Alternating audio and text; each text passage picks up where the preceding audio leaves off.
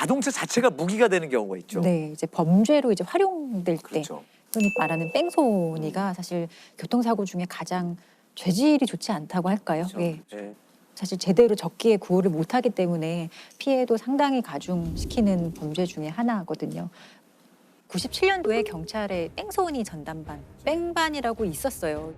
당시에는 이제 뺑소니의 검거율이 50%에서 60% 정도밖에 안 됐다 그러거든요. 그래서 이 검거율을 조금 높이기 위해서 뺑소니 전담반을 좀 설치하자고 해서 24시간 수사 체계를 구축하고 신속하게 초기에 증거 수집하고 도주한 사람을 잡는 데 목적이 있었던 좋은 취지로 시작한 전담반이었는데 사실 뺑소니 범은 요즘엔 정말 잡히기 쉬운 범죄 중에 하나거든요. CCTV 때문에 CCTV가 그런 거죠. 가장 크고 이제 과학 수사도 발달했기 때문에 지금 뺑소니 전담반의 역할이 좀 서서히 좀 네. 희미해지다가 임시 기구처럼 이렇게 좀 변해요.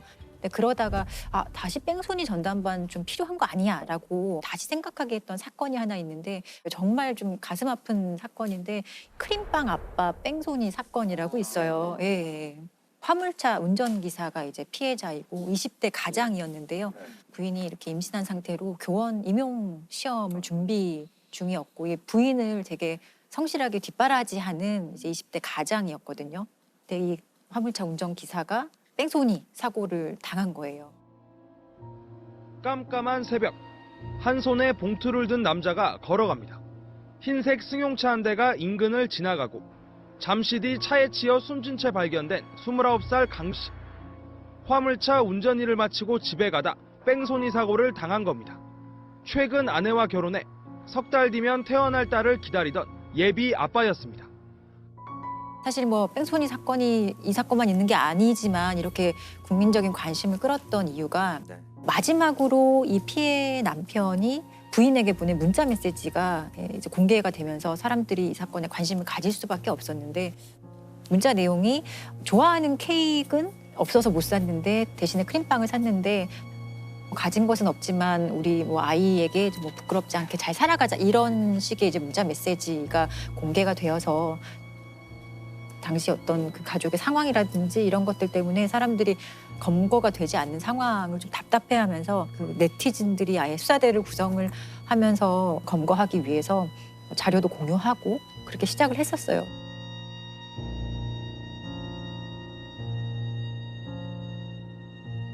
사실 뺑소니 사건은 초기에 해결 못하면 조금 장기화되는 경향이 있는데 이 사건도 나중에 좀 확인을 해보니 경찰이 뭐 4명이 사실 처음에 수사를 맡았었지만 실제로는 1명의 경찰이 사건을 담당하고 있었고 초기에 뭐 특정 차를 가해자의 차량이라고 특정까지 했어요. 그리고 언론에 공개까지 했었는데 결국에 엉뚱한 차량을 또 가해 차량으로 지목을 해서 잘못된 특정을 했던 것도 있거든요.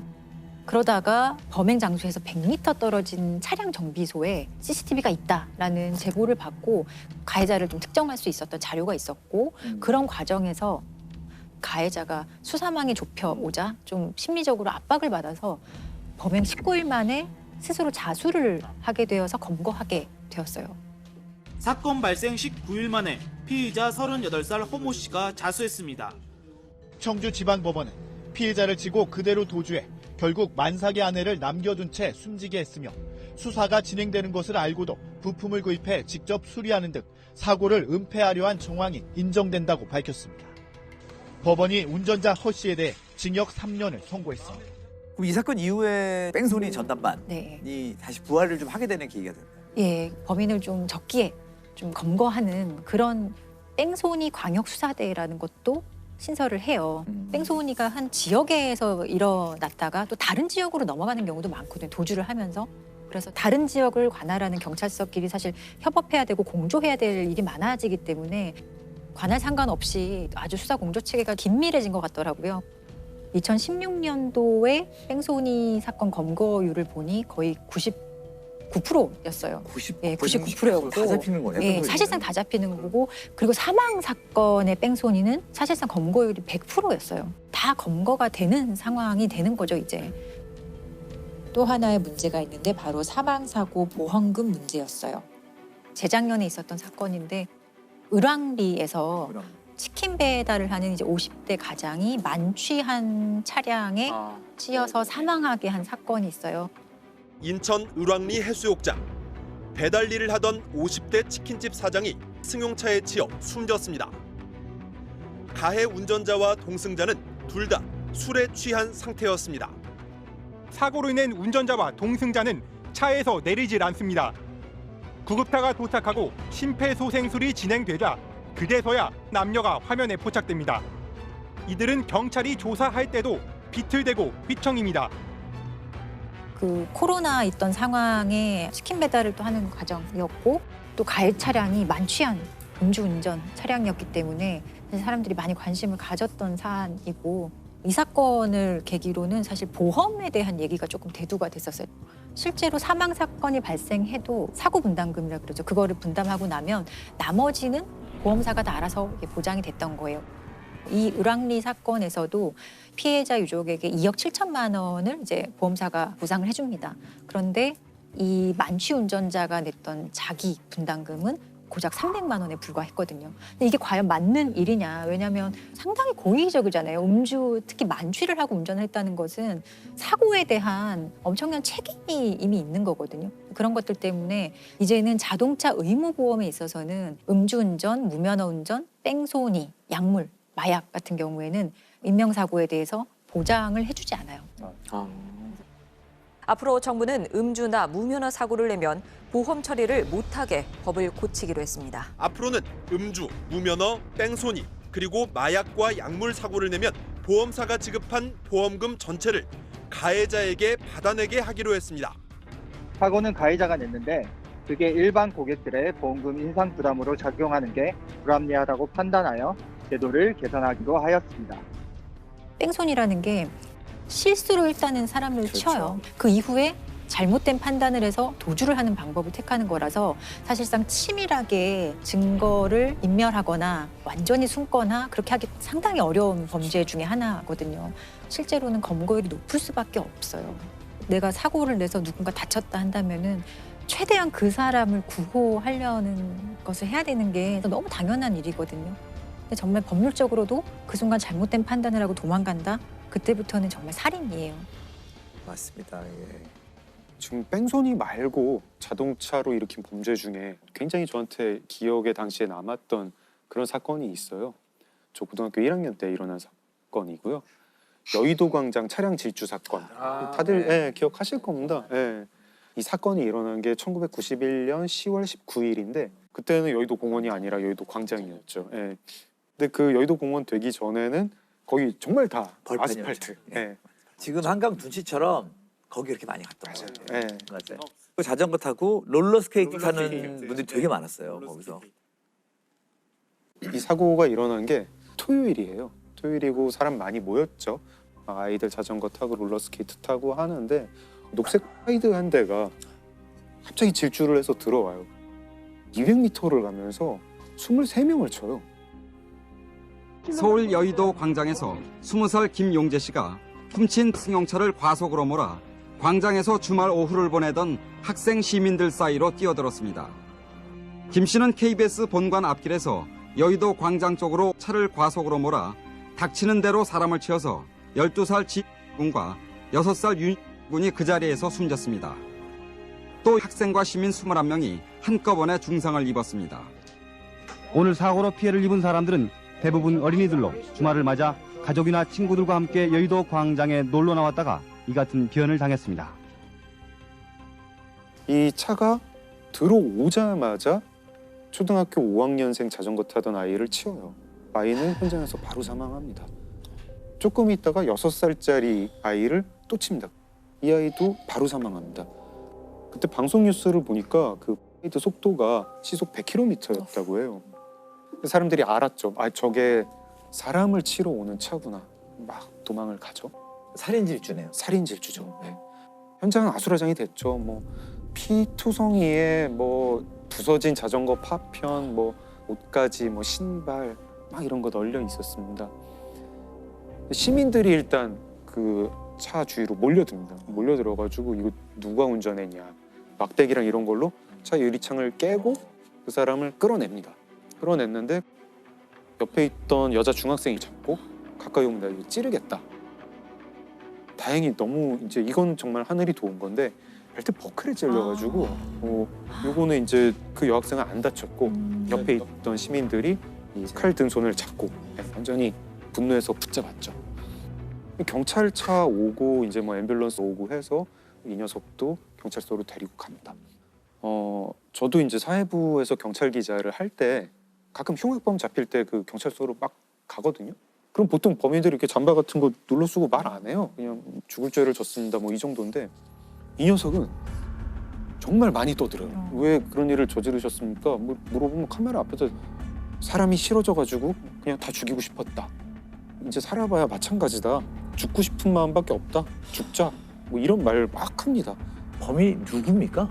김용재라는 사람이었습니다. 사람들이 싫어져 갖고요. 한마디로 그냥 다 죽여버리고 싶어 갖고 뭐 다른 뜻은 없습니다.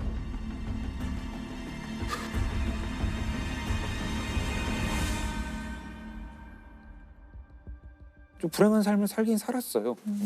되게 눈이 안 좋아가지고 거의 약시였는데 안경 살 돈이 없어가지고 안경도 못 끼는 그런 정도의 경제 수준이었습니다. 이제 그렇게 눈이 나쁘니까 운전면허도 없었어요.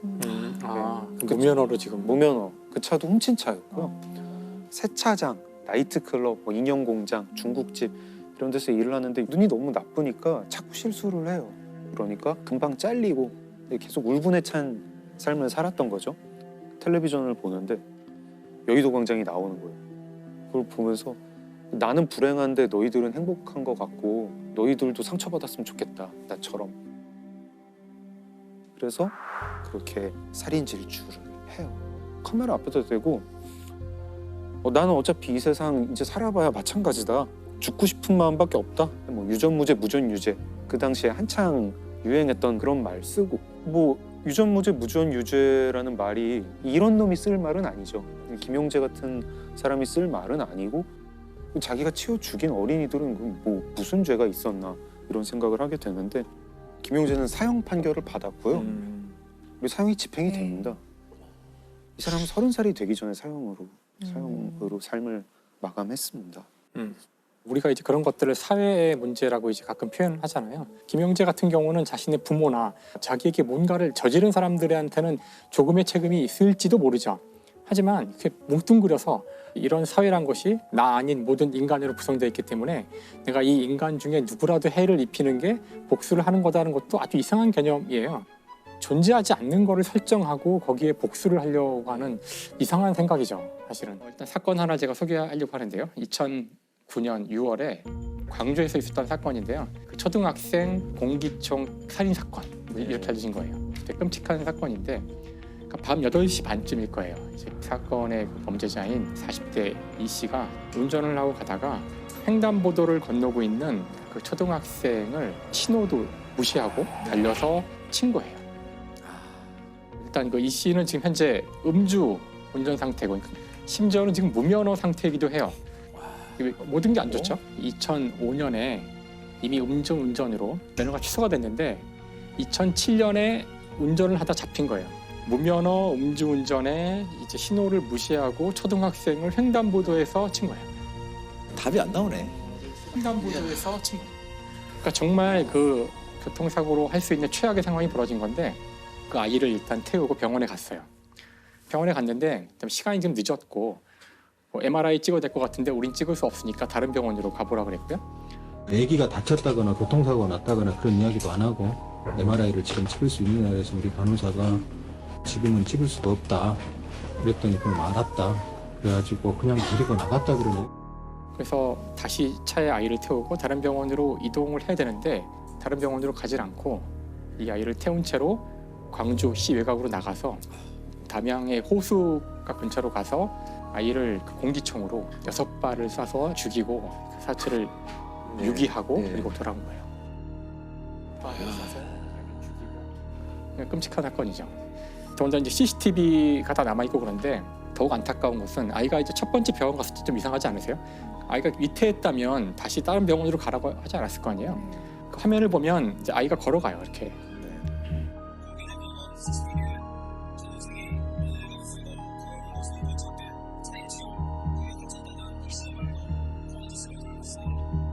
그러니까 아이는 크게 다치지 않은 상태였다는 거예요. 그러니까 다 거짓말한 거죠.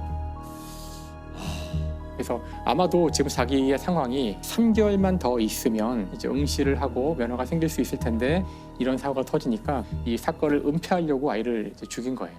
아이를 죽이고. 그래서 이제 굉장히 안타까운 이제 사건이고 이제 어쨌든 여기에 지금 보면은 술이 몇 차례 걸려져 있는 걸 알 수 있어요. 그러니까 일단 범죄자가 이 사건을 벌이게 되는 이유도 음주운전으로 이제 면허가 취소되고 한 거. 이 사건 자체도 이제 음주 중에 벌어지는 이제 사건이고. 그렇죠. 그래서 이렇게 끔찍한 사고를 보면서 마시지 말아야 되는 거죠. 그런 상황까지는. 그래서 그거를 인지하고 마셨다고도 볼 수 있기 때문에 오히려 사고를 저지른 사람이 죄를 조금이라도 더는 데는 전혀 기여하는 바가 없다고 생각합니다. 이 사람은 술이 아니었어도 굉장히 나쁜 사람인 것 같아요. 그렇죠. 맞아요. 사실. 그래서 이게 사실 양형이 되게 궁금해요. 술을 마셨던 것이 이 사람의 판정이 어떻게? 살인 및 사체 유기 혐의로 해서 무기징역을 선고받게 되는데 사체 유기로 무기징역이 나왔으니까 술을 별로 고려하지 않은 것 같은데요. 그렇죠.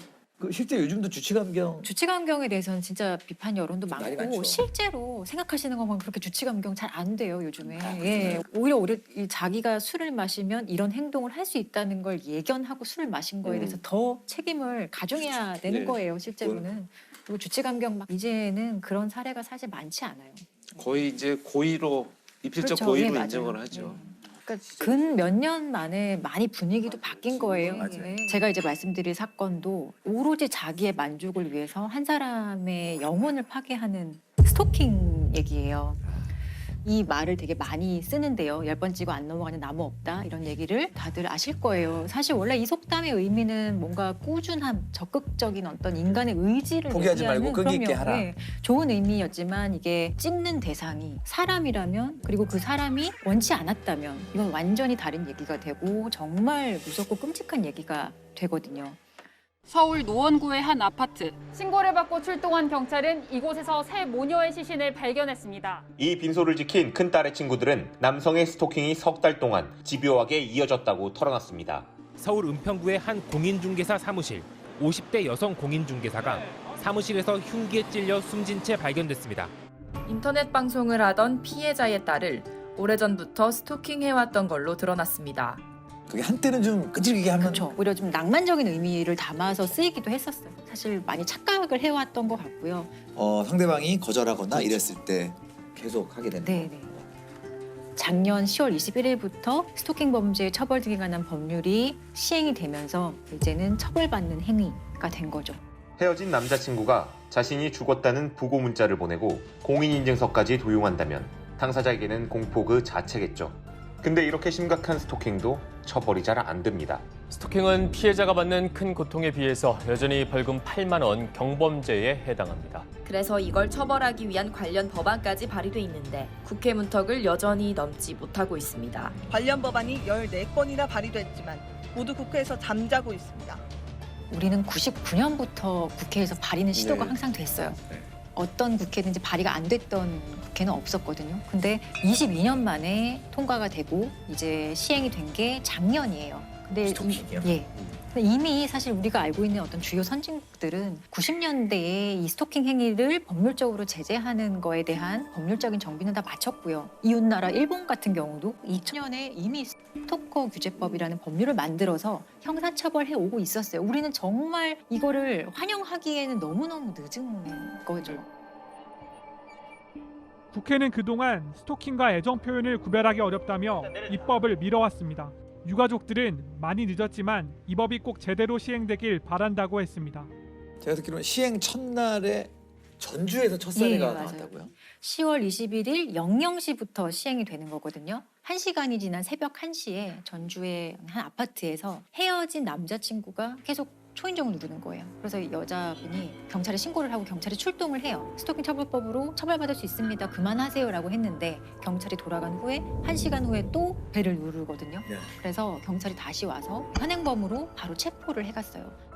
그 예전 같으면 그냥 그 경범죄 처벌법으로 스티커 발표하고 그냥 죄의 종류가 달라진 거네요.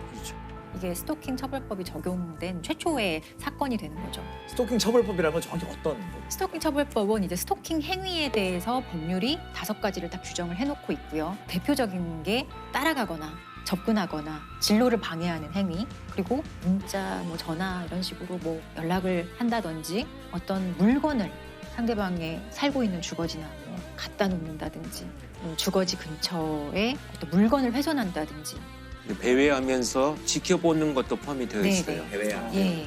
이게 스토킹의 대표적인 사례고 법률에서 규정을 하고 있어요. 이 행위가 지속적이고 반복적으로 된다면 3년 이하의 징역 또는 3천만 원 이하의 벌금에 처할 수 있는 범죄로 규정을 하고 있고, 만약에 이런 스토킹 행위를 흉기를 들고 한다거나 위험한 물건을 들고 한다, 징역 5년 이하 또는 5천만 원 이하의 벌금에 처해질 수 있도록 그 스토킹 행위를 이제 범죄로 규정을 해서 처벌하는 법률이에요.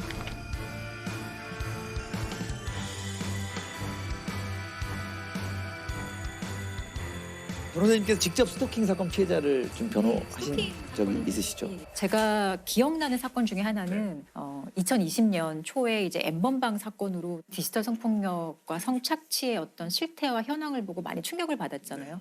여성들을 협박해 촬영한 성착취물을 텔레그램에 유포한 이른바 N번방 사건과 관련해 경찰이 124명을 검거했습니다. 26만 명으로 추산되는 대화방 회원들에 대한 수사도 본격화하고 있습니다. 조주빈과 이제 그 성착취 영상물에 관여한 주범들의 조금 가려진 공범 하나가 있어요. 강모 씨라는 공범인데, 네네. 강모 씨가 이 9년 동안 한 피해 여성을 스토킹을 했었거든요. 근데 그 혐의로도 기소가 되어서 재판을 받게 되었었고, 재판 과정에서 이 스토킹 피해자를 제가 변호를 했던 사안인데, 저는 이게 사실 가장 기억에 남는 스토킹 피해 사건이에요. 사건은 2012년으로 좀 거슬러 올라가게 됐는데요. 이때 처음으로 만나게 된 거죠. 이 피해자와 가해자가 만나게 됐고, 피해자, 그러니까 대상자가 고등학교 때 담임 선생님이었던 여성이었어요. 학생 때 이미 스토킹을 한 거예요? 이 가해자 학생이 그러니까 당시에는 고등학생이었는데 학교 생활에 조금 적응 못하고 사회성에 조금 문제가 있어서 선생님이 여러 도움을 많이 줬다고 해요. 근데 그러던 과정에서 이 가해자는 이 선생님한테 조금 의존하게 되고, 그게 발전해서 집착하게 되고 스토킹이 시작이 된 거거든요. 근데 이런 게 학교에서도 선생님이 너무 힘들고 하니까 반을 조금 분리하는 방식으로 거리를 좀 두려고 노력을 했었는데, 그 과정에서 이 학생은 그걸 받아들이지 않고 자퇴를 해버려요. 네. 그런 성향만 보더라도 사실 어떤 사람인지 대강 짐작은 아마 가실 거예요. 자퇴하고 나서 본격적인 이제 협박 형식의 스토킹이 시작이 되는데, 대표적으로 커터칼을 들고 학교에 찾아와서 선생님을 협박한다든지, 그리고 선생님이 살고 있는 집 앞에 빨간색 펜으로 선생님의 주민번호, 그리고 같이 살고 있는 가족의 주민번호를 막 써놔요. 난 다 알고 있다는 걸 보여주는 거죠. 너의 개인정보 내가 다 알고 있어. 가족 것까지. 또 선생님의 뭐 차량을 훼손하는 것도 있었고, 너무 일상적인 일이 되어버렸던 거예요. 그러니까 제자기 때문에 더 그렇죠. 누르셨을 것 같아요. 이게 되게 사실 끔찍해서 제가 다 말씀을 드리기가 어려울 정도의 행동을 해요. 근데 일단 그 피해자분의 가족의 신상이라든가 이건 어떻게 알았을까요? 이 친구가 사회복무요원으로 한 병원에서 근무를 했었는데, 그 병원에 내원한 적이 있던 선생님의 자료 쳐보면 알 수 있었던 거죠. 조주빈의 공범 강 씨는 지난 2017년 이곳에서 사회복무요원으로 근무했습니다. 자신이 스토킹하던 30대 여성의 개인정보를 빼내 수십 차례 편지와 문자메시지 등을 보내는 등 협박을 일삼다 구속됐고, 그거 진짜 그런 병원이나 이런 데서 그런 정보 알 수 있는 사람도 좀 제한해야 돼. 당연히 제한해야 되고 처벌해야 됩니다. 지금 일어나는 강력범죄의 발단은 개인정보 유출이 거의 대부분이에요. 흥신소와도 연결이 되어 있고, 개인정보가 사실 아무것도 아닌 것 같을 수 있지만 동기와 수단으로 활용되는 데 있어서 정말 위험한 거죠. 그래서 참다 못한 선생님이 결국에 고소를 하게 됩니다. 그때는 스토킹 처벌법이 없었지만 사실은 이런 스토킹 행위의 어떤 개별적인 행위가 현행법상의 범죄에 해당한다면 그 범죄로는 당연히 처벌이 되었거든요. 처벌 기준이 어떻게 되나요? 이 가해자 같은 경우는 상습 협박이에요. 1년 2개월의 실형을 선고받고 구치소에 수감을 하게 되죠. 1년 2개월 동안. 이분이 고통받았던 기간은 1년 2개월의 형사리보다 더 힘들었을 텐데 좀 불공평한. 법원은 범행이 장기간 동안 이뤄졌고 협박 내용이 매우 잔혹하다면서도 피고인이 반성하고 있고 정신질환을 앓는 점을 고려했다고 밝혔습니다. 자, 그럼 1년 2개월 동안 스토킹 행위가 중단이 되었을까? 아니에요. 구치소에서도 협박 편지를 써서 선생님한테 보냅니다. 여기 있는 거 여기도 어차피 사람 사는 곳이야. 난 반성하지 않아. 라는 취지로 선생님한테 또 협박 편지를 보내요. 선생님 얼마나 무섭겠어요. 심지어 그 교도소 안에서도 이런 식으로 협박 편지를 보냈던 아이니 출소하면 당연히 또 협박이 이어졌겠죠. 출소하기 이틀 전에 이사도 가고요. 전화번호는 이미 수없이 바꿨겠죠. 그리고 선생님이 되게 오랫동안 고생해서 주민등록번호도 변경을 합니다. 그런데 출소한 지 5개월이 되는 날 선생님이 살고 있는, 그러니까 새로 이사간 집 우편함에 선생님의 바뀐 주민번호와 그리고 가족의 주민번호가 또 적어진 편지가 놓여 있는 걸 발견을 합니다. 그건 또 어떻게 알아요? 이건 어떻게 알았냐? 이것도 참 되게 놀라운 일인데 출소하고 사회복무요원으로 구청에서 일을 하게 돼요. 이해가지 않으시죠? 이런 네. 전력이 있는 사람이 네. 또 네네. 신상 정보를 알 수 있는데 또 그렇죠. 구청에 사실 우리 뭐 개인정보 다 가지고 있는 거잖아요. 어떤 증명서 발급하고 이럴 때 주민번호, 이름 있으면 다 발급할 수 있는 건데 사실 사회복무요원은 접근 권한이 없어요. 네. 없는데 그러니까 잘못된 방식으로 일을 한 거죠. 그러니까 실제로 이게 당시에 N번방 사건과 함께 좀 얘기가 되면서 많은 사람들이 충격을 받았어요. 박사방 운영자 조주빈은 공익근무 요원들에게 신상 정보를 받아서 피해 여성들을 협박했죠. 공익요원에게 한 건당 15만 원씩 주겠다고 제안하는 것으로 드러났습니다. 공익근무 요원 강모 씨도 개인정보를 빼내 수차례 조주빈에게 건넸지만 60만 원밖에 못 받았다고 주장했습니다. 황당한 건 복무기간이 남은 강 씨가 출소 9일 만에 구청 공익으로 배치돼 개인정보에 또다시 접근할 수 있게 됐단 겁니다. 구청은 과거 강 씨가 개인정보 유출 관련 전과가 있는지도 전혀 몰랐습니다. 아니 근데 그렇게 뭐 어떤 혐의로 갔다 왔는지 몰라도 1년 2개월 실형 갔다 오는 거는 되게 큰 거잖아요. 무슨 범죄든 간에. 근데 그 당시에 병무청에서도 사실 사과를 했었어요.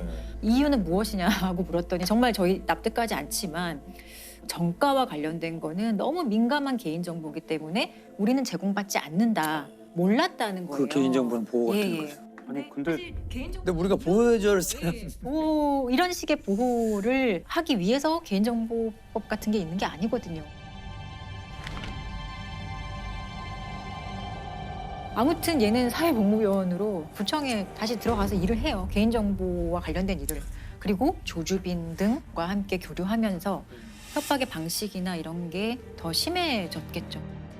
이 스토킹 가해자는 이 선생님의 아이를 죽이기 위해서 조주빈에게 400만 원을 주면서 살인을 예비해요. 그러니까 좀 보복해달라. 아 진짜 실행에 옮기려고. 살인 첨보를 첨보를 실제로 400만 원을 주고 하고 실제로 살인 예비죄로도 유죄를 받았어요. 아 나는 죽이려고 한 목적은 없다. 그냥 뭐 보복을 해달라는 얘기지. 그게 죽여달라는 얘기는 아니다. 이런 식으로 재판에서 주장했지만 받아들여지지 않고 살인 예비죄도 인정이 됐고. 공범의 담임 선생님이었던 피해자는 제자에게 긴 세월 스토킹을 당하다가 딸의 목숨까지 빼앗길 뻔했습니다. 조주빈에게 A씨 딸의 살해를 청탁하고 400만 원을 건넸습니다. A씨의 연락처와 딸의 어린이집 주소 등을 넘겼습니다.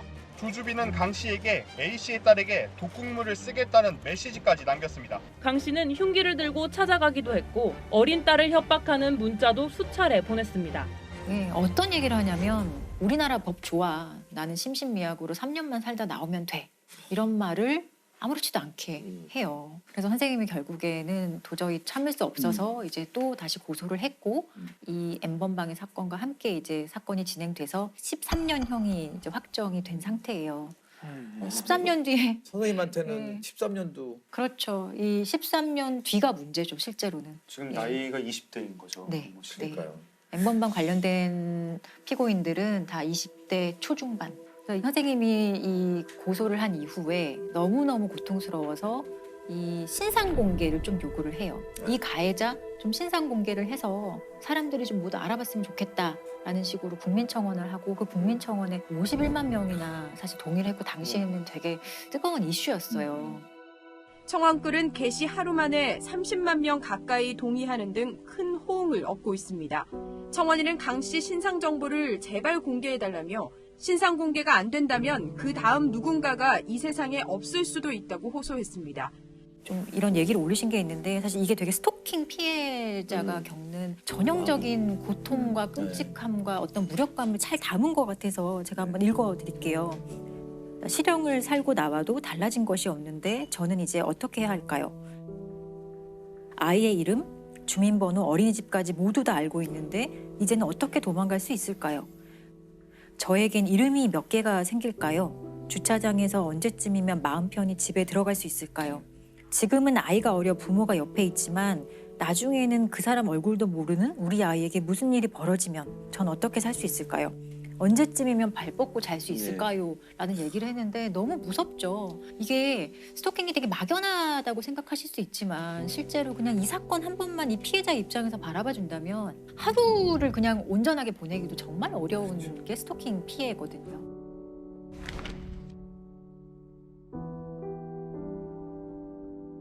공범 강모 씨는 수사 단계에서 신상 공개가 된 건 아닌데 성범죄자 알림 이 사이트나 어플 이런 데 들어가시면 우리 주변에 어떤 성범죄자가 살고 있는지 이런 것들 다 조회를 할 수 있어요. 그 피해자분 변호를 하셨으니까 이 강 씨를 재판장에서 직접 보셨을 것 네네. 같은데 어떠셨어요? 사실 대부분의 피고인들은 그렇게 특별한 인상을 주지 않아요. 네. 그냥 아휴 또 저런 애가 있네 뭐 이런 생각을 저는 하는데 첫 재판에서 그 강모 씨를 처음 보고 저는 조금 놀랐던 게 재판을 자기가 막 주도하려고 했었어요. 네, 자기 변호인도 있는데 자기가 먼저 막 얘기를 하고 아주 당당하고 거침없이 막 얘기를 하는 그 애티튜드의 문제였다고 생각을 해요. 사실 피고인들의 진심 어린 반성 이런 거는 저는 그런 거는 기대하지 않는 사람 중에 하나거든요. 그거는 신도 몰라요. 피고인 본인만 알아요. 내가 진심으로 반성하는지 안 하는지. 그렇지만 법정에 와서는 그래도 반성하는 척하는 쇼는 다 하거든요. 근데 그러한 쇼도 전혀 하지 않았던 상당히 특이한 사람. 최후 변론하는 과정에서 이 피고인이 어떻게 얘기를 했냐면 전 되게 놀랐었어요. 이런 얘기를 이 나라는 발달 장애가 죄악이다. 따라서 저는 이 나라를 떠나서 다시는 살아오지 않기 위해서 총력을 다할 것이다. 제가 법적 생물학적 한국인이란 게 부끄럽습니다. 이런 얘기를 하거든요. 또 나라 탓하는 거. 이게 그렇죠. 자기는 장애가 좀 피해자라. 있고 우리나라가 제대로 날 돌보지 못했어. 그래서 난 우리나라가 싫어. 떠날 거야. 자기가 말도 안 돼. 재판에서 이런 얘기를 한다는 게 사실 일반 사람이 되게 이해하기 어렵거든요. 제가 지금 무슨 말 하나 저기에 앉아서 그런 생각을 들 정도로 법정에서도 이런 얘기를 많이 했던 거고. 반성문도 제출. 네, 했죠. 그렇지만 판사가 이건 반성하는 게 아니야 라고까지 얘기할 정도로 본인이 억울하다는 취지에 이 사건으로 인해서 나와 가족이 얼마나 고통받는지에 대해서 좀 더 어필하고 싶었던 것 같아요. 내가 피해자일 수 있다. 내가 피해자다라는 얘기를 더 하고 싶었던 것 같아요. 타인의 고통을 못 느끼는 예, 공감 능력 같은 게 전혀 제로인 거죠. 반성의 의미 이런 것들은 판결문에 전혀 들어가 있지 않습니다. 공익근무요원 강모 씨는 따끔한 질타를 받았습니다. 법원에 낸 반성문 때문이었는데요. 강 씨가 진심으로 반성하기보단 판사님은 교정기관에 수용된 적 없으셔서 모를 것이다란 취지의 내용을 담았기 때문입니다. 재판장은 강 씨가 범행 내용이 안 좋은데도 자꾸 억울하다는 태도를 보이고 있다고 지적했습니다. 이런 반성문은 안 내는 게 낫다. 반성 태도를 알리고 싶다면 생각을 하고 쓰라고도 했습니다. 그렇죠. 일단은 지금 이제 스토킹 법이 개정되면서 몇 가지 아쉬운 점들이 이 범죄를 저지른 사람들이 이런 정상적인 사고가 아니라면 뭐 형량도 강하게 처벌하기 중요하지만 치료적 개입이 반드시 되지 않는다면 그냥 들어갔다 나왔다 반복되는 것밖에 안 된다. 이런 의견들이 많죠. 일단은 스토킹의 행위에 스토킹 가해자에 대해서 좀 처벌을 하는 게 목적인 법률이기는 해요. 아직은 스토킹 피해자에 대해서 좀 충분한 피해 보호라든지 예방을 하기 위한 법률이라고 보기는 좀 무리가 있어요. 분명 아까 지금 얘기 들어보면 한계도 분명히 보이는 것 같고 좀 문제점들이 좀 보이는 것 같아요. 예.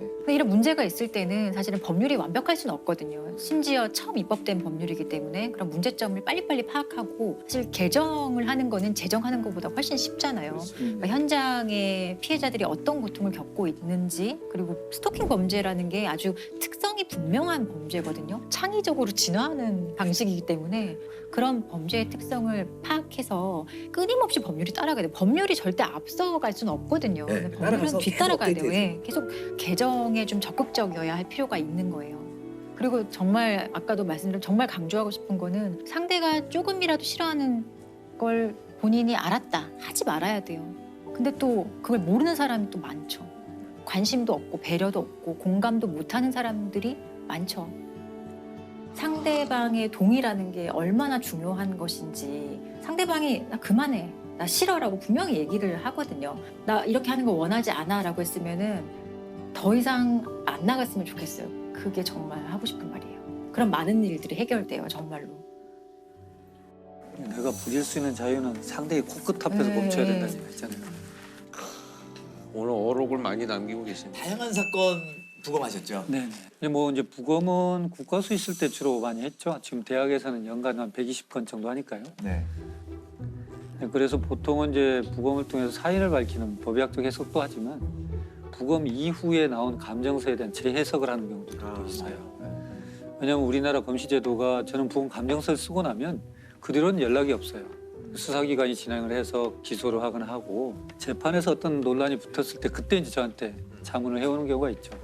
이제 그 중에 하나 이제 기억나는 게 지금은 이제 통상 알려진 약촌 오거리 택시강도 사건. 그게 제가 부검을 하고 재심까지 갔던 사건인데요. 제가 듣기로는 그게 아마 영화화도 됐던 재심이라는 영화가 됐던 사건인데 2000년 8월 10일 날 택시 기사가 동료 기사들한테 무전을 합니다. 택시 강도를 당했다고. 그래서 택시 기사들이 가보니까 이미 칼에 찔려서 다량 실혈이 있었고 그러나 이미 출혈을 너무 많이 해서 사망한 사건입니다. 강도 살인 사건이기 때문에 그 다음날 저희한테 부검을 오게 된 거죠. 사인 자체는 진단내는 게 어렵지는 않아요. 왜냐하면 눈에 확연히 보이기 때문에 그 당시 이제 그 심장 자창 이렇게 이제 해서 사인을 냈죠. 근데 이제 제가 이제 감정서를 쓰다 보면 전체를 다 해요. 극히 이렇게 상처가 커 보여도 그 부분만 하는 게 아니고 전신을 전체를 다 봐서 혹시 빠진 부분 또는 흔적을 찾으려고 노력을 해요. 이 가슴에 8군데의 자창이 있음에도 불구하고 어느 것이 주로 안에 들어가고 어떤 건 자입하지 못한 것이 있거든요. 그 중에 들어갔던 것이 2번과 3번의 늑골을 절단하고 그다음에 폐와 심장을 지나서 척추 끝까지 이어진 그리고 이제 또 하나는 병원에서 치료 중에 발생하는 손상들이 또 있어요.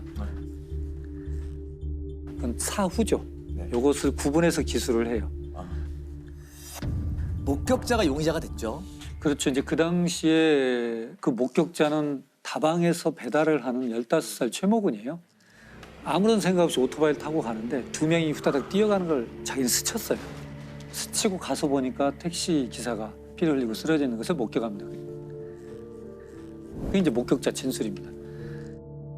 근데 그 목격자 진술했던 사람이 며칠 만에, 사흘 만에 범인으로 이제 발바꾸면 되죠. 그러니까 최군 입장에서는 목격한 것이 인생을 바꿔버린 일이 된 거죠. 그 당시 이제 용의자인 최군은 목과 뭐 어디를 몇 군데 찔렀다, 어디를 찔렀다 이렇게 자백을 했고. 아, 자백을 했어요. 예. 그렇게 해서 이제 자백을 했기 때문에 당시 이제 기소가 되고 재판에 섰을 때. 그 허위 자백하게 되는 그 심리가 뭘까요? 허위 자백은 명백하게 법정에서 정말 진실이 밝혀질 것이라는 것을 기대하면서 합니다. 여기는 우선 모면을 해야 돼요. 이미 나는 살인범으로 지목이 됐어요. 지금 여기는 아무도 나를 믿어주지 않아요. 그런데 법정에서는 정말 전문가도 나오고 진실이라는 것은 반드시 밝혀질 거야. 이 기대는 지금 이 상황에서 벗어날 수 있는 어떤 동기를 작용을 하는데 거기에 대한 연구들이 많아요. 그래서 1심에서 이제 자백은 실은 허위였다. 그리고 가혹행위 때문에 내가 허위 자백을 했다라고 얘기를 하게 되죠. 그래서 1심 재판에서는 그렇게 얘기했음에도 불구하고 그대로 받아들이지 않고 유죄가 되죠.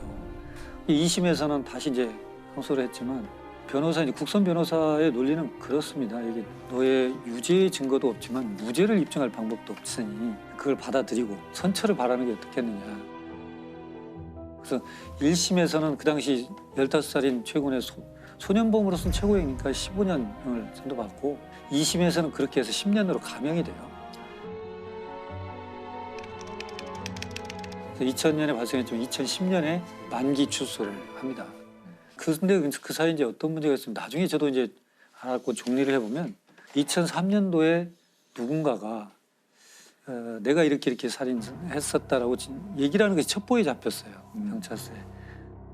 한 10대 소년이 택시 살인 강도 혐의로 3년 가까이 옥살이를 하던 중 진범으로 보이는 용의자가 붙잡혔습니다. 택시 강도 미제 사건을 수사하던 경찰은 용의자 22살 김모 씨로부터 자신이 지난 2000년 8월 택시기사 강도 살해 사건을 저질렀다는 자백을 받아냈습니다.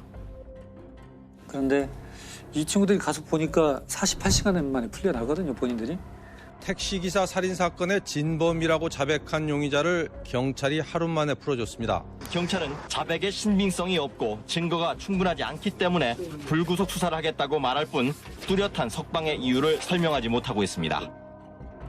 그래서 자기를 뭐 처벌할 의사가 없는 걸로 생각이 되니까 실은 그냥 뭐 가족들한테 관심 받으려고 허위로 진술한 것이다라고 해프닝으로 끝나버렸어요. 그래서 결국 이제 최고는 만기 출소를 했고, 그래서 2010년에 나와서 2013년 그때 재심 청구를 해요.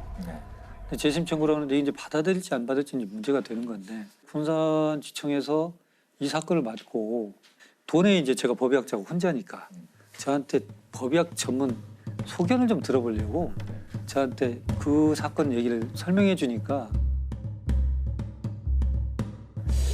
그 사건이 이 사건인가 하는 생각이 드는 거예요. 저는 그때까지도 약천 오거리 사건인 줄 몰랐어요. 명칭을. 그때 부검하셨으니까. 했습니다. 전혀 그다음 자문을 받아본 적이 없으니까. 그래서 우리가 이제 감정서 나갈 때 사진을 첨부해서 저희가 나가요. 근데 그것은 이제 뭐 인화된 사진이기 때문에 제가 보관하지도 않고, 국가수가 보관한 건 국가기록원에 가 있지만 거기도 남아있지 않고, 관할 경찰서 수사기관에 가고, 수사기관도 이제 종결된 사건이니까 없죠. 근데 저 같은 경우는 법의학 수업 시간에 슬라이드로 보여줘야 될 좋은 자료들이 있잖아요, 학생들한테. 그럼 필름을 바꿔서 다른 카메라로 찍어줘야 돼요. 굉장히 불편한 일이거든요. 제가 그 당시 이제 디지털 카메라가 막 나와서 샀어요. 그래서 그걸로 혹시 찍었지 않았을까? 라는 생각을 한 거예요. 그래서 USB가 없고 이제 CD에다 이렇게 꽂아요, 제가. 그래서 CD를 찾았어요. 찾아서 혹시 2000년 하고 보니까 8월 11일 부검 3건이 제 목록에 있는 거예요, CD에. 1번 딱 열어보니까 화재의 사건이에요. 아니고 2번 여니까 어떤 여자분 사진인데 이것도 아니고 없나? 3번 딱 여는데 익산 써 있어요. 보니까 그 사건인 거예요. 선명한 이제 디지털 카메라 사진이 있는 거죠. 아, 이것은 가서 보여줘야겠다. 군산지청 지청장님하고 이학 검사분들 다 모시고 사진을 전체 슬라이드로 보여줬어요. 근데 2003년도에 본인이 자백했던 사건이지 않습니까? 일부 이게 그 진범과 그 옆에 있었던 친구의 조사인데, 우선 진범이 이렇게 표현해요.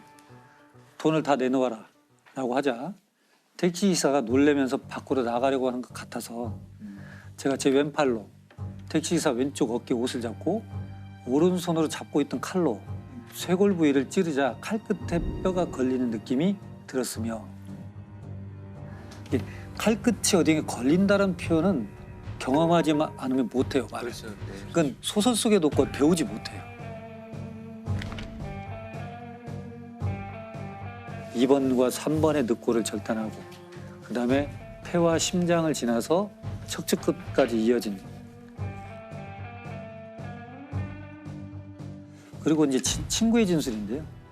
그 칼은 가정집에서 쓰는 식칼이었는데 칼끝이 휘어 있었습니다라고 표현해요. 그리고 칼끝이 뭔가 묻어서 건조가 됐는데 지방기처럼 말라붙은 시커먼색이 붙어 있습니다. 이것은 굉장히 사실적인 진술이거든요.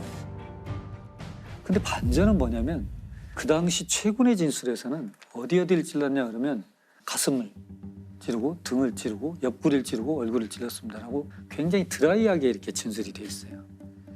근데 문제는 옆구리를 찔렀던 최군의 진술에서 모순이 뭐냐면 옆구리에 있는 3군데의 자창은 병원에서 생긴 겁니다. 폐가 찔리고 심장이 찔리니까 출혈이 흉곽으로 차요. 그럼 숨을 못 쉬잖아요. 병원에서 옆에 절개를 합니다. 그래서 피를 뽑아내요. 그건 최군이 할 수가 없어요. 해서도 안 되는 거예요. 근데 최군은 정확히 옆구리도 찔렀습니다, 진술에. 야, 이건 너무 좀 인위적인 냄새가 난다. 조서를 읽고 다시 이제 그 사진을 검사들과 같이 봤어요. 자, 이런 모양입니다. 그러니까 전부 다 그걸 받아들이게 된 거죠. 이건 재심할 수밖에 없겠구나, 이렇게 되는 거죠. 15년 전 있었던 익산 약촌 오거리 택시기사 살인 사건에 대한 재심이 오늘 광주 고등법원에서 열렸습니다. 사건 발생 16년 만에 최 씨가 다시 법정에 섰습니다. 무죄로 인정할 만한 명백한 증거가 있다며 확정된 법원의 재심 공판에 참석한 겁니다. 그래서 재심은 이제 받아들였고 군산지청에서 해서 대법원까지 가가지고 무죄로 됐죠. 그리고 이제 바로 진범으로 진술했던 그 사람이 바로 긴급체포가 돼서 형을 살고 있죠, 지금. 아, 이 교수님의 그 사진이 결정적인 역할을 한 거네요. 최종 이제 무죄 판결 듣고 어떠셨어요? 이제 뭐 사필 규정이죠. 실은 법을 다루는 사람들이 신은 아니니까요. 근데 그런 생각을 저도 역시 합니다. 반문하는데 이런 사건이 발생해서 피의자 신문 줘서 범인으로 된 분의 조사나 현장 검증이 있을 때는 법의학 전문가가 같이 임장을 했으면 좋겠다는 생각을 해요. 과거 거 보면 현장 검증이 아니고 현장 강요지. 네, 맞아요. 그래서 이미 자기들이 갖고 있는 상황에서 진술을 받아내. 그 현장에 보면은 검시관님들은 이제 법의학자분들이랑 다른 거죠. 그렇죠. 지금 이제 우리는 법의관이라고 하고 예. 검시관들은 요 근래 이제 우리 과학수사에서 각 경찰청마다 의료기술직 출신들의 검시 조사관을 두고 있어요. 지금은 그럼 현장은 이제 검시관은 출동을 해가지고 그렇죠. 이제 자기 의견을 그렇죠. 쓰고 하지만 이제 정확한 거는 부검을 이제 또 해야 되죠. 그리고 이제 중요한 건 이번 건도 내부 장기의 치명적 손상으로 사망했다는 건 이미 알죠. 현장에서 보면. 그러나 어떤 경로로 갔는가에 대한 정확한 기술을 우리 이제 해놔야 돼요. 그래야만 나중에 그 지금처럼 이렇게 했다는 진술을 누가 부합된다는 걸 얘기할 수가 있어요. 죽음을 검증하는 것이 너무 중요하다. 죽음은 상당히 어두운 분위기를 주죠. 그러나 죽음을 어둠으로 보지 말고 죽음은 살아있는 사람들한테 교훈을 던지는 살아있는 학문으로 좀 봐주셨으면 좋겠어요. 제가 가끔은 그런 얘기를 합니다. 어떤 사망 사건이 발생하고 누가 사고가 발생하면 불상사가 발생했다 이런 표현을 해요. 근데 불상사는 죽은 사람한테 발생한 게 아닙니다. 죽은 사람은 이미 죽었어요. 불상사는 그와 같이 미래를 꿈꿨던 사람들한테 불상사가 발생한 거예요. 즉, 산 사람한테 불상사가 발생한 겁니다. 그래서 우리는 죽음을 검증해야 돼요. 그래서 검증해야 돼요. 반대로 보험금을 노린 범죄도 그건도 참 저도 참 답답하고 지금도 돌이켜보면 이제 과연 아찔한 사건인데요. 2006년도쯤에 피해자가 아버지예요. 아버지가 이제 조수석에 탔고 아들이 운전하고 운전자의 어머니가 탑승하고 차량이 갑니다. SUV 차가. 근데 교차로에서 좌회전하면서 이미 정차돼 있던 소나타를 충격을 해요. 추돌을. 그러고 나서 조수석에 탔던 이 망인만 가서 보니까 이미 사망한 상태예요. 크리스마스 밤에 교통사고로 한 50대 공무원이 숨졌는데요. 일가족이 타고 있던 SUV 차량이 신호대기 중이던 승용차를 들이받았습니다. 이 사고로 SUV 차량 조수석에 타고 있던 공무원 54살 김모 씨가 그 자리에서 숨졌습니다. 가족들은 가장인 김 씨가 교통사고로 숨졌다고 진술했고 서둘러 시신을 화장했습니다. 가족이 탑승한 상태에서 조수석에 탄 사람만 돌아가셨잖아요. 당연히 응급실 인턴쌤은 교통사고로 인한 사망, 의심할 여지가 없이 사망진단서 띄어졌죠. 그런데 사고 처리반은 우리 공 교수님 아시겠지만 사고 처리용 사진을 찍는 거예요. 첨부해야 돼 사진. 그 사진을 몇 장을 찍고 사망진단서는 발부됐고 사고 처리라는 것은 인정이 돼 있으니까 당연히 끝났죠. 근데 이게 이제 교통사고인데 문제는 장례 연락을 안 했어요. 부고를. 직장에도 연락하지 않고 또 형제들한테도 연락하지 않고 아무한테도 연락하지 않고 장례를 치러버려요. 화장을 해버렸어요. 그러고 나니까 이게 좀 이상한데 가족들은 수사를 요청을 해도 시신도 없고 사진만 있고 그러니까 이게 자꾸 안 풀리던 사건이 있었어요. 그리고 또 수사를 계속 진행하다 보니까 참 독특한 게 밝혀져요. 정차돼 있던 차 있었죠. 피해 차량. 그 운전자가 망인의 부인과 내연관입니다. 그 사람 자백을 합니다. 실은 내가 이렇게 해서 서 있으면 어디에 몇 시에 돼 있으면 와서 이렇게 해서 교통사고 보상금 2001년도부터 한 14개 정도 들어놨거든요. 14개. 7억여 원 정도 수령을 하는데 내가 좀 나누겠다라고 내가 그때 나왔다. 이렇게 자백을 합니다. 근데 어떻게 죽였는지 난 모른다. 그건 들은 바가 없다. 그래서 법정에서 밝힐 수가 없죠. 그래서 결국 보험 사기로만 1심에서는 정리가 돼요. 아들은 보험금 수령하자마자 외국으로 갔어요. 그러니까 기소 중지가 되고 그 부인은 보험 사기로 5년형 또 공범인 내연하면 1년 징역 살고 경찰은 이제 단순 보험 사기뿐만 아니라 살인 사건으로 이제 중점을 두고 증거에 대한 계속 추적을 했습니다. 왜냐하면 그때 탔던 SUV 차량 충돌 과정에도 에어백이 터지지 않았어요. 또 하나는 그때 교통사고 분석을 해보니까 시속 약 40km 미만으로 가고 있었던 속도이기 때문에 탁승자가 사망할 수 있다 이렇게 생각할 수가 없는 상태거든요. 근데 지금 2008년도에 저한테 이제 자문 의뢰가 됐죠. 근데 시신이 없구나 그러면 할 수가 없어요. 제 입장에 참 어렵다. 사건 계획을 다시 한번 들어봤어요. 그래서 보니까 그렇게 했는데 사진상 보면 전방 유리창이 2군데가 깨져 있어요. 거기에 두 군데가 충돌돼 있으면 누군가가 두 번 부딪혀야 되거나 또는 조수석이니까 뒷좌석에 탔던 부인이 부딪히거나. 네네. 부인과 운전자의 아들은 아주 정상이거든요. 네. 근데 이게 좀 이상하다. 근데 시신 장례식장에서 찍은 사진이거든요. 지금 교통사고 처리반이. 근데 딱 뒷면을 보는데 시반이 형성이 잘 돼 있어요. 시반이라는 게 그 피가 이제 고여가지고 그럼 피부 결국은 밑에 우리가 사망했다 그러면 심장이 멈추는 거거든요. 네네. 심장이 멈추면 혈액이 돌아다닐 힘을 잃어요. 그럼 이건 맥체이기 때문에 중력이 작용하는 방향으로 그대로 이동을 해요. 그럼 시간이 걸립니다. 어느 정도 자리를 잡으면 색깔이 나타나기 시작해요. 근데 이 사람은 앉아있는 상태에 사고가 나고 응급실 가서 계속 실려가면서 등 뒤로 이동할 수 있겠죠. 근데 시반이 사망한 지 1시간 반 만에 그렇게 형성될 수가 없어요. 조수석에 타기 전에 이미 누워있는 상태에서 시반이 형성됐어야 돼요. 사망 시간을 그 훨씬 전으로 봐야 돼요. 그래서 2심에서는 이게 이제 무기징역이 되죠. 그리고 이제 살인 혐의가 돼서 외국에 나와 있던 아들은 민터폴로 체포가 돼서 들어왔죠. 일단 둘 다 이제 무기징역. 단순 교통사고 같았지만 망자의 부인과 아들이 범인으로 지목됐습니다. 김 씨 앞으로 14개의 보험이 가입돼 있었고 피해 차량 주인이 숨진 김 씨 부인의 내연남인 것도 의문이었습니다. 재판부 역시 김 씨가 살해된 상태로 사고를 당했다고 판단했고 김 씨의 부인과 아들에게 각각 무기징역을 선고했습니다.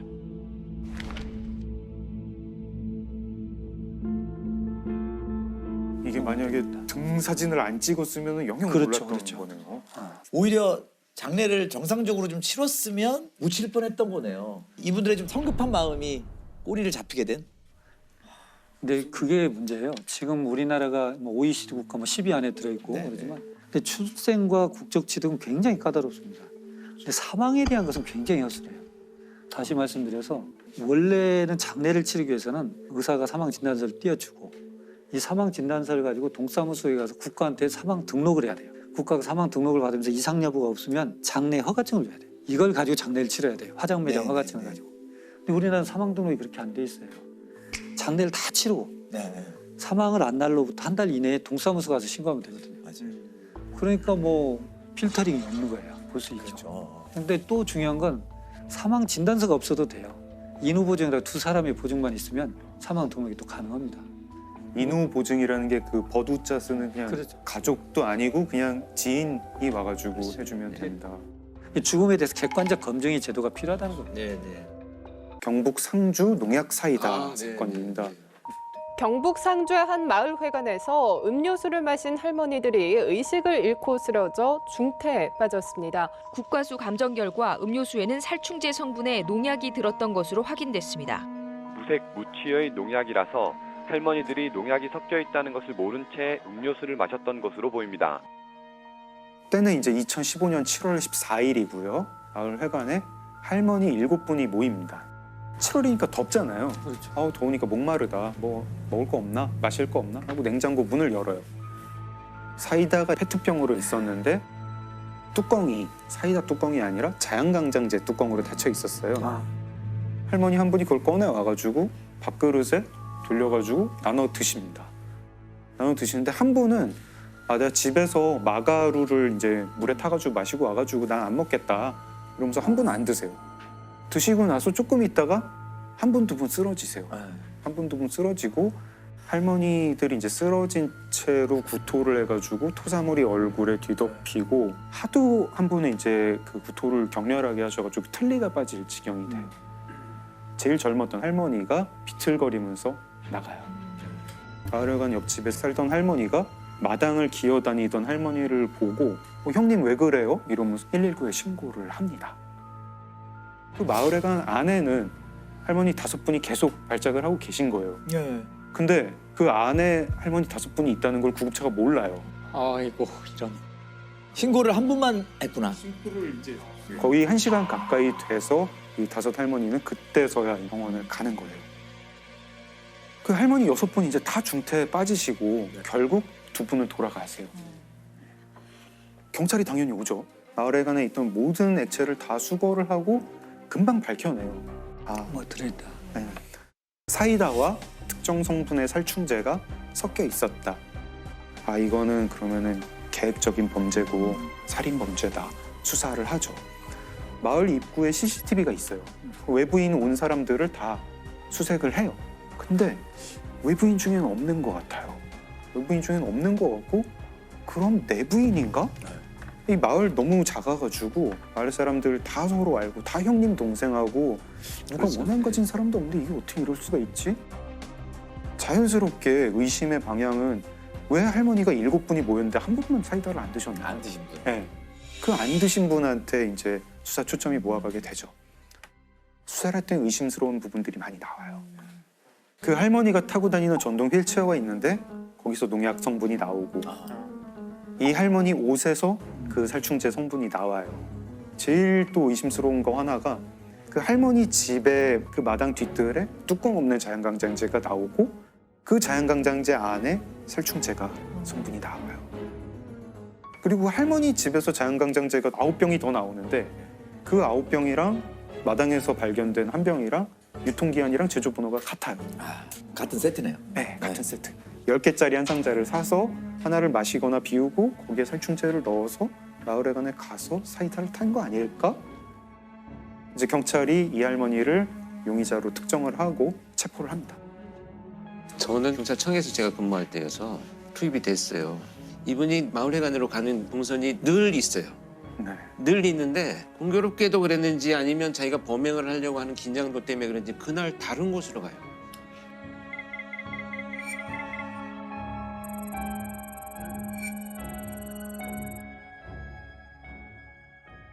이제 그 다음부터가 문제인데 정황 증거는 있죠.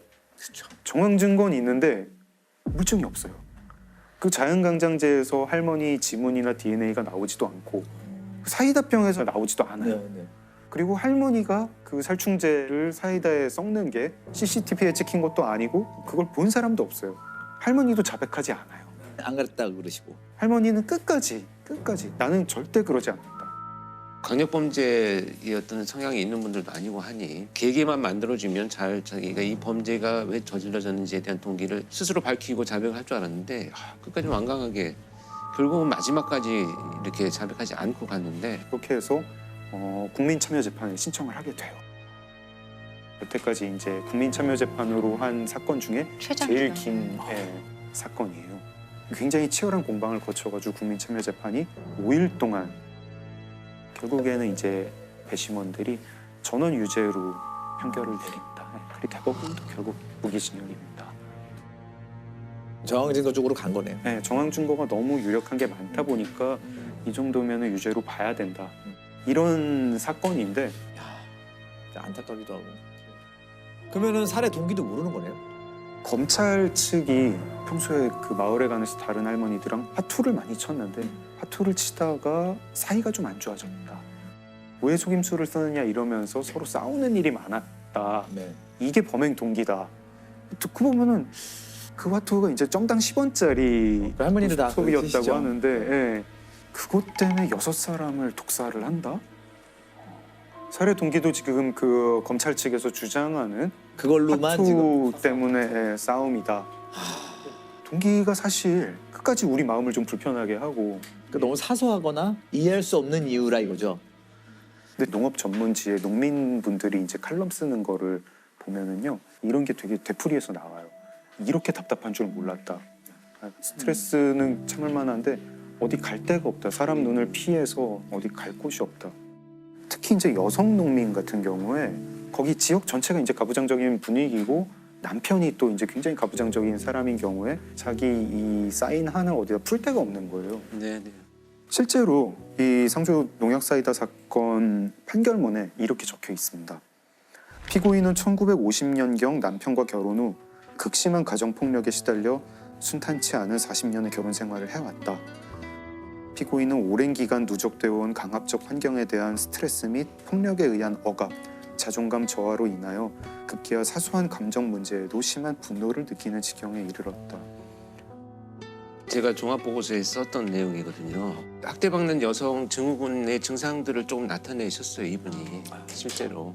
그 문제로 인해서 이분이 자기가 뭔가 침해받는 것에 대해서 너무 예민한 반응을 해오셨어요. 그러니까 분노나 이런 건 조절이 잘 안 돼 있고 내 텃밭에 누군가 옆집에서 팔을 한 2단만 여기 심어놓게요 해도 뽑아서 막 던져버릴 정도로 이제 감정이 극단적으로 왔다 갔다 하는 약간 문제가 있어서 이게 누적되어 와서 나를 무시하고 속여 나를 계속 뭐 이런 것이 이제 촉발되었다라고 보는 거죠. 씁쓸하게 또 저희 마음을 좀 무겁게 만드는 사건을 좌절로 이어지기 전에 단계가 뭐냐면 무력감이에요. 내가 이 상황을 극복할 수 없다라고 하는 무력감에 너무 심하게 빠져가지고 결국은 분노로 치환되는 이런 과정을 겪고 있거든요. 전형적인 묻지마 범죄 유형이거든요. 그렇죠. 이런 묻지마 범죄 사건은 이게 접할 때마다 좀 안타까운 생각이 많이 들어요. 처음 묻지마 범죄가 나왔을 때 그 프로파일링도 쉽지 않았을 것 같아요. 쉽지 않죠. 왜냐하면은 이 패턴이 없는 범죄이기 때문에 예를 들면 이런 방식이에요. 나가서 돌아다니다가 뒷모습이 길을 가는 여성이 뒷모습이 자기 집을 나간 아내와 닮았다는 이유로 살해한 사건이 있었거든요. 예측을 할 수가 없네요. 그래서 2010년경부터 경찰에서는 특히 이제 프로파일러들이 이 묻지마 연구를 많이 하고 있습니다. 그래서 지금 수많은 방법이 있습니다. 범인을 체포하는 수많은 방법이 있지만 좀 더 빨리 효과적으로 범인을 체포할 수 있는 길을 안내해주는 프로파일링 분야가 상당히 어떤 내비게이션과 같은 역할을 한다 이렇게 생각을 합니다. 결과적으로 범죄는 많아지지만 프로파일링의 역할들이 많이 대두가 됐었는데 그래서 오늘 제가 이제 연쇄 범죄, 연쇄 강도와 연쇄 성범죄에 대한 이야기를 하려고 하는데요. 보통 연쇄하면 보통 살인이 많이 붙는데 연쇄 작용이 되는 것들은 범죄가 더 많겠죠. 살인 외에도. 네. 그래서 우리가 한 가지 그 연쇄 범죄를 먼저 좀 정의를 해보자면 각각 다른 장소에서 서로 다른 피해자가 2건 이상 발생했을 경우에 우리가 연쇄성을 갖고 있다 이렇게 얘기를 합니다. 근데 대부분 우리는 그동안에 연쇄 살인에 대해서만 많이 접했고 두렵다 이렇게 얘기를 하는데요. 정말 주목해야 될 것 중에 하나는 연쇄 범죄가 저질러지는 이런 소위 어떤 과정이 있어요. 이 범죄자들이 발전해 나가는 과정을 보면 이제 절도 범죄로 시작을 합니다. 이것이 이제 비대면 범죄거든요. 사람을 대면하지 않고 몰래 가져가는 범죄로 시작을 하는 이자들이 이제 그 수익들이 충분치 않으니까 강도로 발전을 해요. 강도로 발전을 하면 이제 사람을 대면해서 위협하고 범죄를 저지르는데 이때 반드시 연결되는 범죄가 뭐냐면 성폭행 범죄입니다. 그래서 이 성범죄가 일어나고 나면 그 다음 단계가 살인입니다. 그래서 사실 이 연쇄적으로 일어나는 절도나 강도는 초기에 차단하지 않는다면 결국은 성범죄로 가고 살인으로 이어진다라고 하는 이런 소위 공식처럼 우리가 알 수 있었는데요. 익히 알고 있는 그 정남규, 유영철, 강호순 이런 연쇄살인범들을 보면 이 제가 말씀드린 코스를 소위 그대로 지나가고 있습니다. 다 절도를 시작을 해서 강도와 성범죄를 저지르고 연쇄살인을 하는 중에도 계속 성범죄가 이어진 이런 범죄자들이죠. 근데 우리가 그동안에 사실 사이코패스 연쇄살인범보다 좀 덜 위험하지 않나? 이렇게 간과했을 수도 있어요. 근데 굉장히 우리가 인식을 좀 잘 이해해야 된다고 생각을 해서 그래서 제가 오늘 준비한 사건은 강도와 성폭행과 살인이 한꺼번에 일어난 용인 택시 연쇄 강도 살인 사건으로 보도가 된 사건입니다. 2002년 4월에 김경훈이라고 하는 소위 이제 주범인데요. 28살이었었고 같이 범행을 저지른 공범은 허재필이라는 자였었는데 24살이었습니다. 이 김경훈과 허재필이라는 이 두 범죄자들은 용인에 있는 한 골프장 식당에서 일을 하면서 둘이 이제 알게 됐어요. 근데 이제 김경훈이라는 자는 나름대로 어떤 뭐 이 교육자 집안이라고는 합니다. 그래서 뭐 그렇게 어렵게 살지는 않았는데 특수 강도 범죄로 체포가 되어가지고 구속이 됩니다. 4년 실형을 받고 나오거든요. 아마 굉장히 중범죄였던 것 같아요. 어찌됐건 그 범죄를 저지르고 난 이후에 총 전과 7범의 범죄를 저지르면서 계속 범죄를 이어왔습니다. 이제 그 당시의 수사 기록들을 검토를 해보면 대부분 성범죄와 관련된 범죄가 계속 이어져 왔다. 그래서 돈과 여성에 어떤 집착하는 이런 유형이었다라고는 알려지고는 있습니다. 근데 허재필은 의외로 뭐 그런 어떤 그 전과가 없어요. 빚이 좀 있었다 그래요. 근데 당시에 월급이 이제 워낙 얼마 되지 않으니까 김경훈이가 이제 제안을 합니다. 택시로 위장 강도를 해서 너희 빚을 내가 갚아주고 같이 우리가 뭐 유흥비에 쓰자. 그래서 2002년 4월 18일에 이제 범행을 시작하는데요. 둘이서 차를 타고 가가지고 허재필은 트렁크에 숨어 있고 김경훈이가 자신이 알고 있는 여성에게 그날 잠깐 만나자라고 이제 제안을 해서 영동 고속도로 상에 있는 한 휴게소로 이제 유인을 해서 태워서 갑니다. 그리고 그 휴게소에 도착을 한 다음에 트렁크에 숨어있던 허재필이가 나와서 김경훈과 합세를 해서 이 여성한테 금품을 강취를 합니다. 그래서 카드를 강취한 이후에 이 여성을 살해합니다. 그리고 이제 인근에 안매장을 한 뒤에 12회에 걸쳐서 286만 원을 인출을 합니다.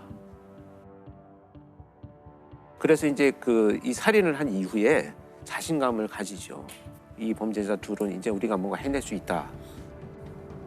두 번째 사건은 며칠 지난 다음에 두 사람은 주차된 택시에 택시 번호판을 일단 훔칩니다.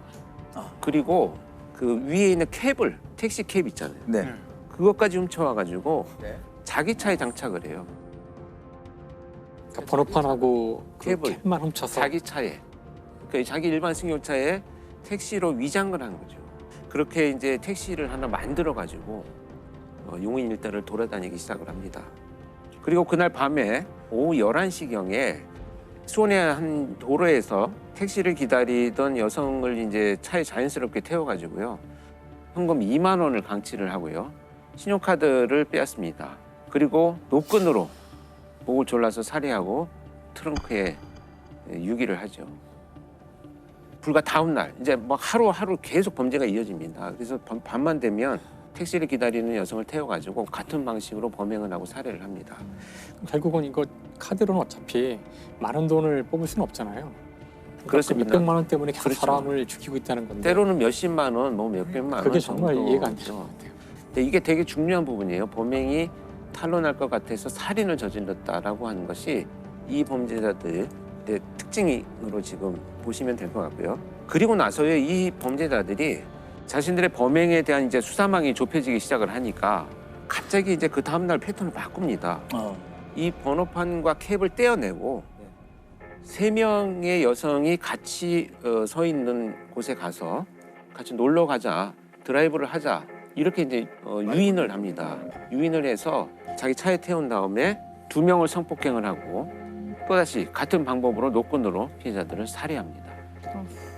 그러다가 이제 체포된 과정을 보면요, 계속 범죄가 이제 성공을 하니까 용인의 한 회사 주차장에서 이제 번호판을 훔치려고 하다가 경비원한테 발각이 됩니다. 그래서 이제 경찰에 신고가 되어가지고 절도 범죄로 경찰이 출동을 해서 두 사람 체포를 하는 과정에서 김경훈이 경찰에 도착하기 전에 이제 도망을 가게 됩니다. 도주 하루 만에 경찰은 이제 김경훈의 은신처를 찾습니다. 그래서 이제 방을 급습을 했는데 급습하는 순간에 이미 김경훈은 자신의 목을 찌르고 피를 흘리고 있던 상태로 발견이 됐죠. 그래서 이제 경찰이 병원으로 후송을 했지만 결국 사망을 하게 되죠.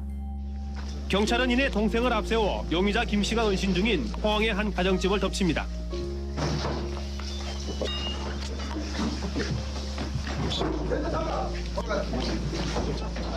방 안에 숨어있던 용의자 김 씨는 경찰이 들이닥치자마자 바로 자결을 시도합니다.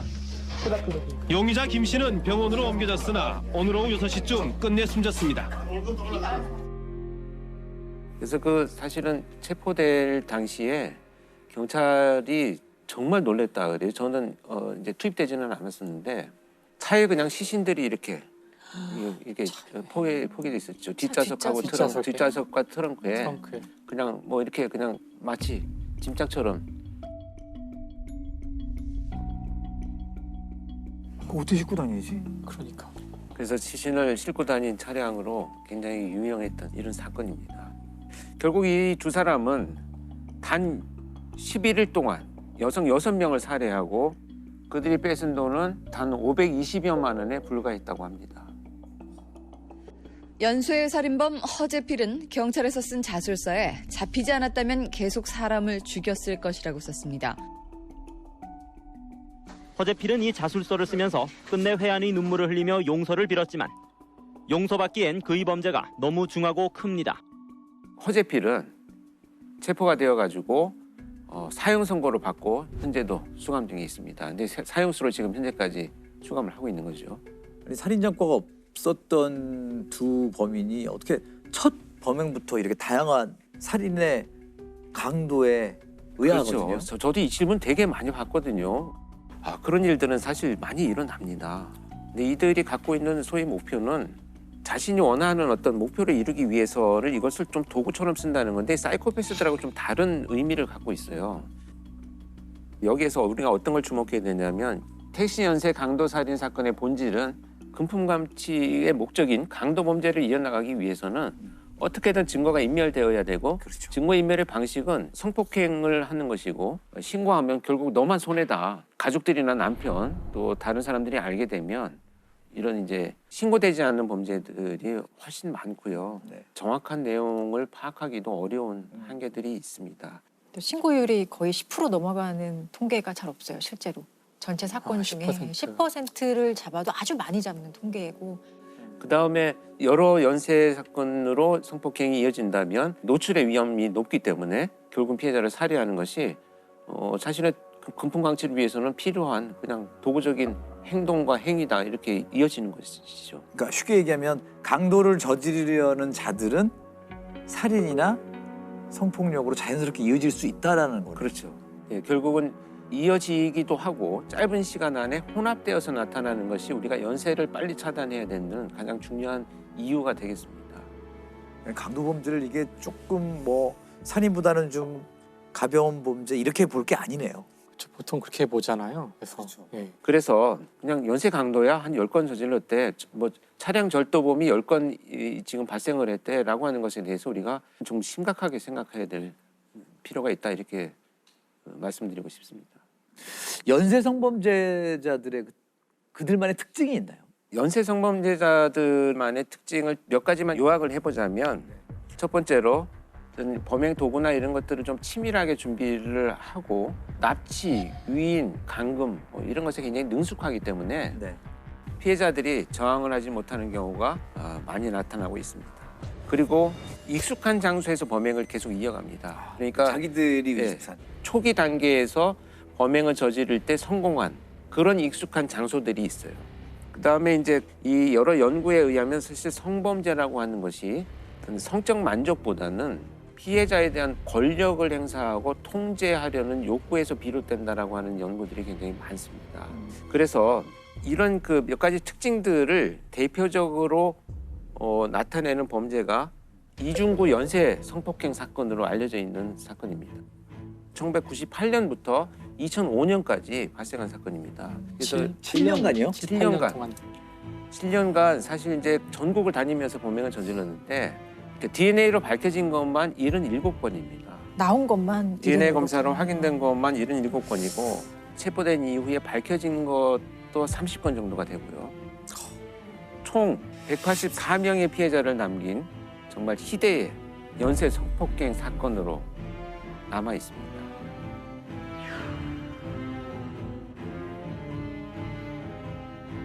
이 이중구는 택시 기사였었어요. 그런데 범행이 처음 발생한 발단이 뭐였었냐면 어떤 여성이 밤늦게 자기 차를 탔는데 돌아왔다라는 이유로 차량 내에다가 택시비를 던져주고 갔다는 거예요.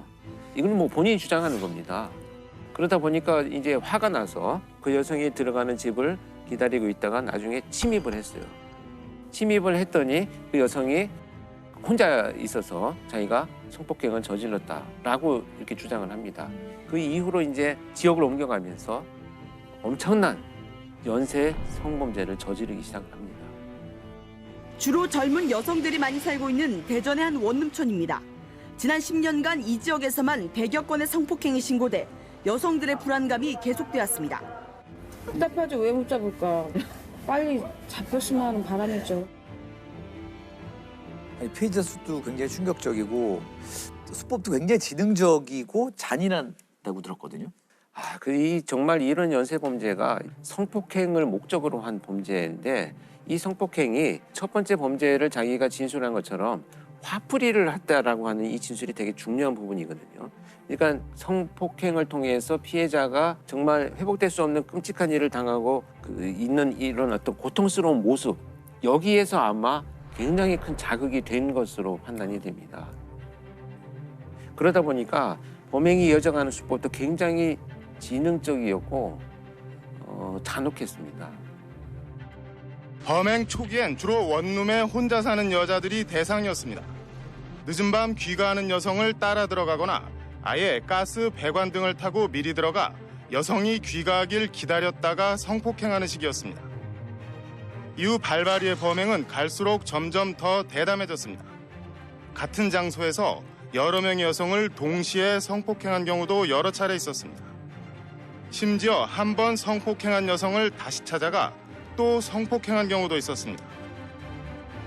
7년 동안 그 수많은 피해자들 중에 몇몇은 경찰에 신고했을 것 같은데 그런 건 없었나요? 경찰에 신고를 당연히 했죠. 신고를 해서 경찰이 수사를 했는데 이 당시에 저도 사실 그 현직에 제가 있었을 때인데 계속되는 범행이 이어지니 지방에 있는데 이런 범죄 패턴에 대해서 이제 음성 의뢰를 받았었는데 그 당시에 몇 건의 신고된 피해자들은 전부 성폭행이 일어나고 난 이후에 몇 시간 동안을 씻게 만들었어요. 그래서 현장에서 증거물 확보가 뭐 불가능했었죠. 피해자들이 그러고 나니까 신고를 해도 불가능하겠다라고 체포가 불가능하겠다라고 포기하는 부분들도 많이 있었고요. 그러나 이제 뭐 증거가 나중에 나오긴 했습니다만 이 연쇄 성폭행 이중구의 이런 범죄의 유형이야말로 우리가 생각하는 어떤 테러와 같은 정말 성범죄죠. 이런 끔찍한 범죄 행각을 좀 끊지 못했던 이 심리가 뭘까요? 이런 범죄를 저지르는 자들이 마치 이제 중독이라고 표현하는 이 뇌 기능의 변화를 같이 일으킵니다. 그러니까 예를 들면 내가 사람들한테 늘 모멸과 멸시를 받아왔다라고 생각하는 이런 왜곡된 주관적인 어떤 감정, 이런 것들을 이제 누군가를 지배함으로 해서 회복한다라고 하는 이런 그 감정으로 연결됐을 가능성이 굉장히 높다고 보고요. 그래서 저는 이 연쇄 성폭행 범죄자들이 성중독이라고 생각을 합니다. 자, 이 잔인했던 이중구의 범죄는 어떻게 마무리가 되나요? 결국은 이제 끝까지 이제 이 여러 군데 지역에서 발생한 범죄자들을 이제 경찰이 신고로 받기 시작하면서 DNA를 확보를 합니다. 발바리 이중구 씨 검거에 결정적인 역할을 했던 것은 DNA 감식 기법. 경찰은 범행 현장에 남겨진 통신과 차량 정보를 모두 뒤져 최소한 2번 이상 등장하는 10명으로 용의자를 압축해 주거지 파악에 들어갔습니다. 이 씨는 용의자 중 한 사람으로 지목됐고 이 씨 집에 남아있는 자녀의 DNA를 확인한 결과 가장 유력한 용의자로 결론 내렸습니다. 이중구의 형량은 어떻게 됐나요? 그래서 이제 그 최종 77건의 성폭행 사건의 범인으로 일단 확정이 되어가지고 무기징역이 선고가 됩니다. 오늘 제가 말씀드린 것은 연쇄 강도 강간 범죄지만 연쇄 범죄는 시작되는 순간 결국 계속되는 자극의 발전으로 진화가 되기 때문에 초반 수사가 중요한 유형의 범죄입니다. 그래서 연쇄 강력 범죄에 대한 연구가 지속되어야 되고요. 그에 따른 실효성 있는 예방 대책도 늘어나야 된다 이렇게 생각을 합니다. 투구꽃 살인 사건. 투구꽃. 네. 카미야 치카라라는 이제 40대 남자고요. 이 남자는 사건 일어날 때 부인과 결혼한 지 불과 3개월밖에 안 됐었어요. 신혼부부였죠. 네. 이들 부부는 오키나와를 여행을 합니다. 오키나와를 여행을 하다가 여행 마지막 날 이제 호텔에서 같이 아침을 먹고 체크아웃을 하고 공항에 가요. 공항에 가서 카미야는 나는 이제 급한 일이 생겨서 돌아가겠다. 당신은 친구들이랑 여행을 계속 해라. 네, 이래가지고 이때가 한 12시쯤인 것 같아요. 카미야는 이제 가고 이 부인은 친구랑 같이 오키나와 섬 옆에 이시가키 섬이라고 섬을 가요. 네. 이제 이시가키 섬에 도착하니까 1시 조금 안 되고 택시를 타고 호텔로 가는데 거기서부터 이 카미야의 젊은 부인이 좀 상태가 안 좋아져요. 막 땀을 막 흘리고 뭐 좀 약간 호텔에 가서는 급격히 상태가 안 좋아져가지고 막 구토를 하려고 하고 약간 마비 증상이 오는 것 같고 그래서 친구들이 구급차를 불러가지고 병원으로 갔는데 3시쯤 병원에서 사망을 해요. 이상하죠. 전날까지 멀쩡하던 그렇죠. 사람이 나이가 많은 것도 아니고 누가 봐도 변사인데 그렇죠. 그래서 사망 다음 날에 남편의 허락을 받아가지고 부검을 하는데 사인이 뭔지 잘 모르겠고 약간 심장 색깔이 바뀌어 있었다고 해요. 근데 이 남편이 태도가 너무 침착해요. 흥분함도 없이. 그리고 이 남편이 이제 이 법의학자분한테 한 이상한 말 중에 장기를 다 제자리에 두셨나요? 이런 게 물어봤다고요. 장기를 다 제자리에 두셨나요? 예. 이게 남편이 아내 부검 뒤에 법의학자한테 할 말이 좀 아니잖아요. 뭐 그런 건 묻지 않죠. 네. 부검이라는 행위는 정확한 사인을 찾기 위해서는 장기에 대해서는 얼마든지 손을 대거든요. 근데 대신 외형적으로는 깔끔히 마무리해 주십시오. 이런 부탁은 해요. 네. 그래서 이 법의학자분이 그 부검 보고서에는 그냥 급성 심근경색이라고 쓰는데 좀 이상하다 생각을 하면서 뭐라고 뭐 증거는 없으니까 사인도 잘 모르겠고 그래서 이 법의학자분이 심장이랑 혈액을 따로 보관을 하세요. 검사용 말고 따로 내가 또 보관을 한 거죠. 보관을 했습니다. 그리고 이 친구들이 남편을 좀 의심을 합니다. 이 남편이 카미야라는 남자가 알게 된 지 6일 만에 청혼을 하는데 부인한테 자기가 공인회계사다 이렇게 얘기를 했는데 친구들이 보기에 좀 이 남자가 공인회계사 같지가 않은 거예요. 그래서 공인회계사 명단을 입수를 해가지고 봤더니 거기에 카미야 치카라라는 이름은 없었어요. 그래서 당신 공인회계사 아니지 않냐 했더니 카미야는 내가 공인회계사는 아니고 중소기업에서 회계를 봐주는 컨설팅 일을 하고 있다. 뭐 이러면서 대충 어물쩍 넘어갑니다. 그리고 좀 으스스한 게 카미야가 집에서 자기가 영양제를 만드는 사람이었어요. 자기가 영양제를 만들어서 부인한테 맨날 먹였어요. 그러니까 이거 좀 이상하죠. 그래서 친구들이 경찰에도 이거를 제보를 하고 언론사에도 제보를 하고 보험회사에도 연락을 합니다.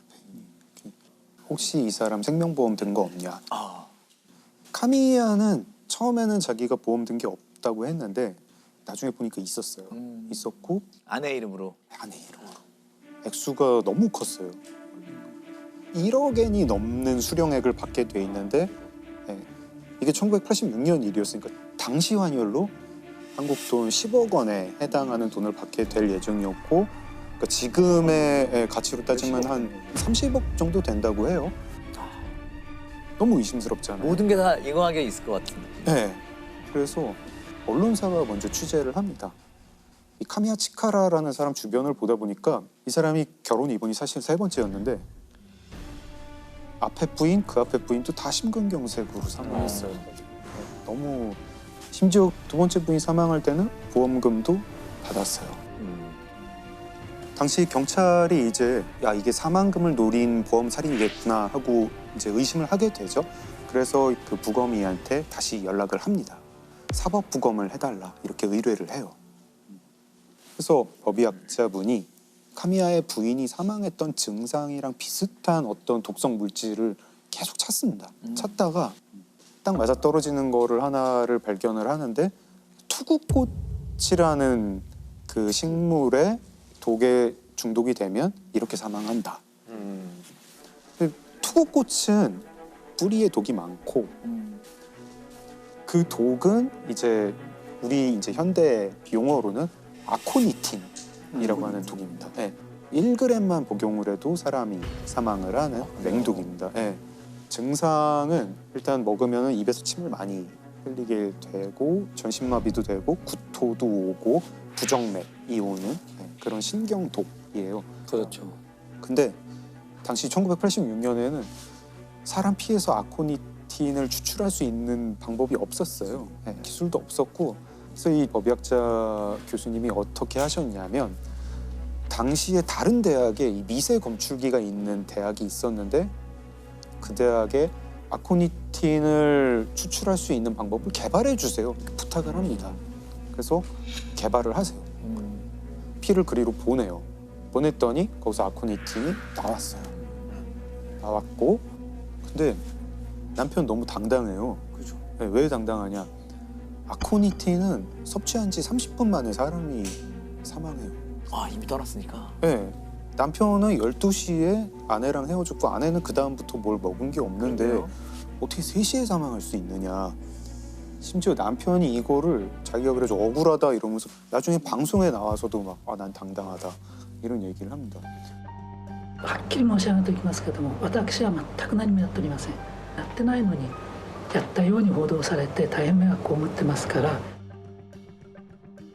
경찰이 보기에 이 카미야 아무리 봐도 범인인데 어떻게 해야 될지 모르겠어가지고 일단 카미야를 조사를 했더니 이 사람이 투구꽃을 화분을 69개를 구입했다 어느 차원에서 있겠죠. 이런 걸 알게 됩니다.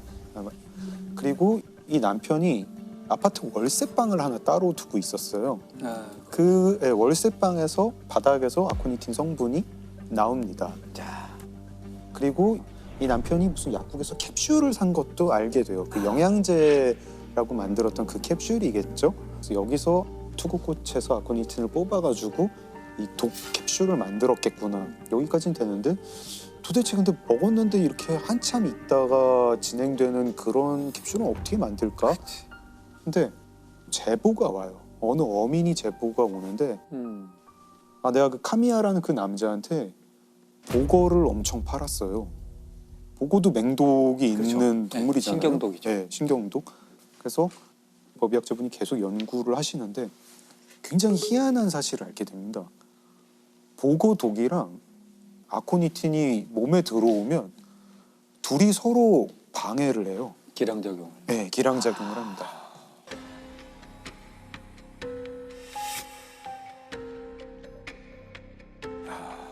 보고독은 아코니틴 독을 방해를 하고 아코니틴 독은 보고독을 방해를 해서 둘 다 원래 먹으면 그냥 바로 응급실 행인데 서로의 기능을 방해하는 거군요. 서로의 기능을 방해를 합니다. 노벨상급입니다. 아니 그거를 연구할 정도면 그냥 연구를 하지. 그 정도는 연구비로 받을 수 있을 텐데. 범인 카미야 치카라. 이 사람은 그러니까 아파트를 빌려가지고 자기 사설 독극물 연구소를 차린 거잖아요. 그런 거네요. 나중에 보니까 생쥐도 여러 마리 구입을 했더라고요. 그 아파트에서 어떻게 하면 보험금 잘 탈 수 있을까? 어떻게 하면 사람 잘 죽일 수 있을까? 이거를 가지고 치밀하네요. 치밀하죠. 세상에. 이거는 연쇄살인의 계획이네요. 그러니까 첫 번째, 두 번째 사건만 가지고 이렇게 연구할 리는 없어요. 네. 근데 사실 전 부인 같은 경우에는 뭐 지금 입증할 수는 없어서 기소는 못합니다. 그래서 세 번째 부인만 가지고 기소를 해서 무기징역을 받았고요. 감옥에서 암에 걸려가지고 2012년에 사망을 했습니다. 이 사건을 해결하는 게 결국 이 법의학자 분이 혈액을 보관해서 해결하게 된 거죠.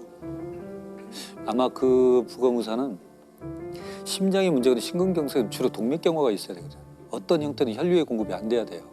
근데 젊은 여성들은 에스트로겐이나 호르몬이 있기 때문에 심근경색이 올 일이 없어요. 동맥경화가 막아져요. 그러다 사건이 풀게 돼요. 그러니까 젊은 여성의 심근경색이 이해가 안 되니까 보관을 다 해놓은 거예요. 관상동에도 깨끗하고.